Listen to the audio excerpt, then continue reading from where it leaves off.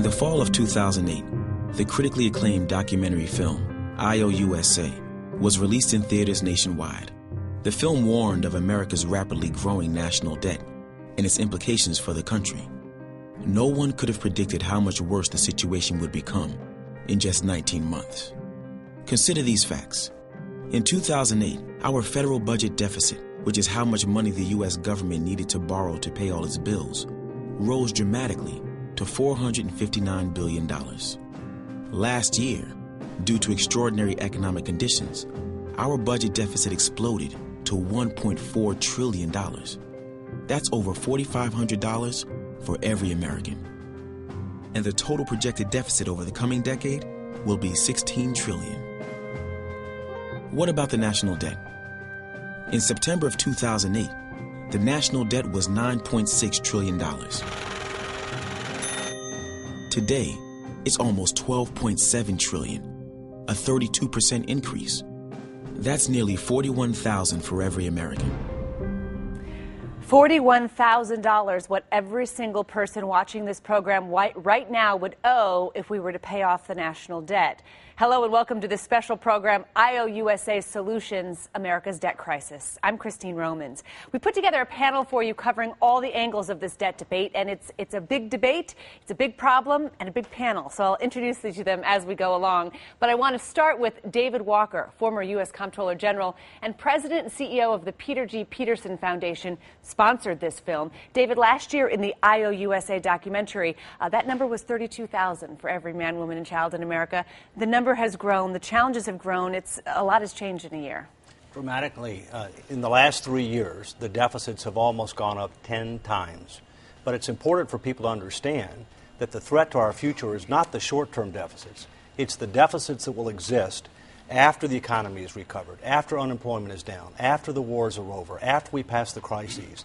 These so-called structural deficits threaten our future, both internationally and domestically, and we need to start doing something about it. We'll get to everyone else in a minute, but first, let's rewind just a bit and pick up where we left off. In September of 2008, the national debt was $9.6 trillion. Today, it's almost $12.7 trillion, a 32% increase. That's nearly $41,000 for every American. And our budget deficits and national debt are only part of the problem. If you were to add up all of our nation's total liabilities and unfunded promises in Social Security, Medicare, and other programs, you would get over $62 trillion, $6 trillion more than in the fall of 2008. This is how much money our federal government would need invested today to pay for our nation's major liabilities and promises. How much of this $62 trillion do we have today? Zip. That's over $200,000 for every man, woman, and child in the United States. For decades, our leaders have warned of the dangers of our large and growing national debt. Part of our trouble is that we have been self-indulgent, and now the bill has come due.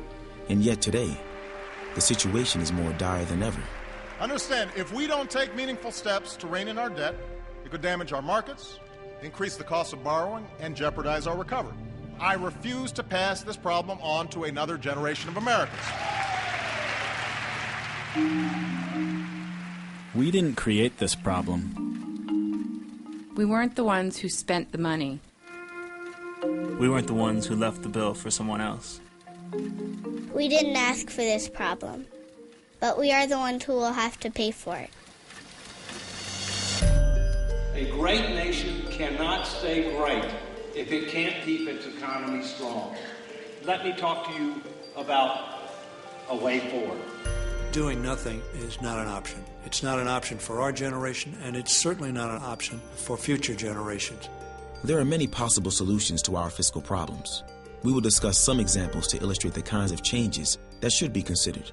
Many combinations are possible, but what is critical is that we get started. The failure to make the choice now of how to pay for the government we want is to dump the choice on our kids who will have no choice. So one of the calculations we need to make is that okay? Are we okay with that? This time, rather than talking about the problem, we're talking about solutions.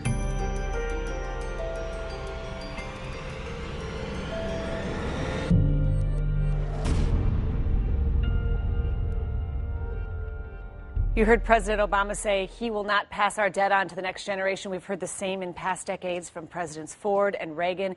Joe Johns, it seems that every president says he's going to do something about it, and then political realities get in the way, and that bill keeps getting pushed forward. And they seem so impassioned about it, don't they? Each president really believes that this is the most important thing, and it really makes you believe. And it's not just presidents, it's members of Congress. Both parties, it doesn't make any difference. But the reality is, this is very tough to do, and that's one of the biggest problems. You say, cut defense spending. People don't want you to cut defense spending. Social programs, no way.